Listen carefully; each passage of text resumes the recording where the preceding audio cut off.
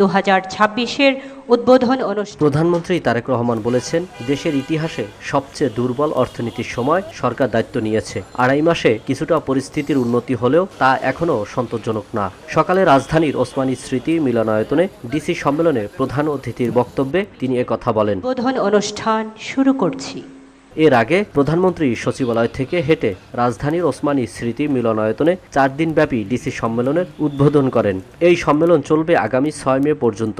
এবারের সম্মেলনে দেশের 8টি বিভাগের বিভাগীয় কমিশনার ও 64 জেলার ডিসিরা অংশ নিয়েছেন। এ সময় উপস্থিত ছিলেন মন্ত্রী এবং সচিবরা। উদ্বোধন অনুষ্ঠানে উপস্থিত রয়েছেন সম্মেলন চলাকালে কমিশনার এবং জেলা প্রশাসকরা রাষ্ট্রপতি, স্পিকার ও প্রধান বিচারপতির সঙ্গে সৌজন্য সাক্ষাৎ করবেন। এবারের এই সম্মেলনে মোট অধিবেশন হবে 34টি, এর মধ্যে কার্য অধিবেশন হবে 30টি এবং অংশগ্রহণকারী মন্ত্রণালয় বা বিভাগের সংখ্যা হচ্ছে 56টি।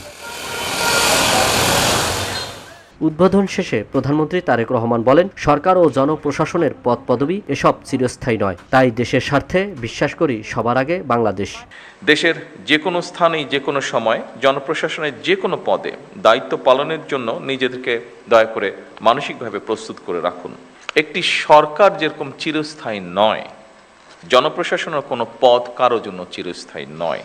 ডিসিদের উদ্দেশ্যে তিনি বলেন, শুধুমাত্র পদোন্নতি বা স্বার্থের জন্য পেশাদারিত্বের সাথে আপোষ করলে সাময়িকভাবে লাভবান হওয়া গেলেও সার্বিকভাবে তা রাষ্ট্রের জন্য ক্ষতিকর। এ ধরনের ঘটনা দুর্নীতির দিকে জনপ্রশাসনকে ঠেলে দেয়। একটি দেশের জনপ্রশাসনে পদোন্নতি কিংবা পোস্টিংয়ের জন্য যতগুলি প্রশাসনিক পদ রয়েছে, প্রতিটি পদই রাষ্ট্র এবং সরকারের জন্য অবশ্যই প্রয়োজনীয় এবং গুরুত্বপূর্ণ। সুতরাং শুধুমাত্র পদোন্নতি কিংবা নিজেদের পছন্দের জায়গায় পোস্টিংয়ের জন্য পেশাদারিত্বের সঙ্গে আপোষ করলে সংশ্লিষ্ট কর্মকর্তারা সাময়িকভাবে হয়তো লাভবান হতে পারেন, তবে সেটি আমি ব্যক্তিগতভাবে যেটা মনে করি, তবে সেটি বা সার্বিকভাবে জনপ্রশাসনের দক্ষতা এবং নিরপেক্ষতার উপরে একটা নেতিবাচক প্রভাব ফেলে। ফ্যাসিবাদী শাসনামলে দুর্নীতি আর বিগত সরকার 30 লাখ কোটি টাকা ঋণ রেখে যাওয়ার মধ্যে নতুন সরকার কাজ শুরু করছে বলেও জানান প্রধানমন্ত্রী।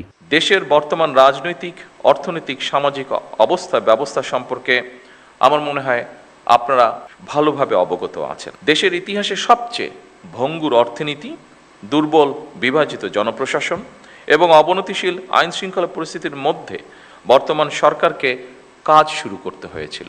আল আমিন এম তাওহীদ, VOD বাংলা, ঢাকা।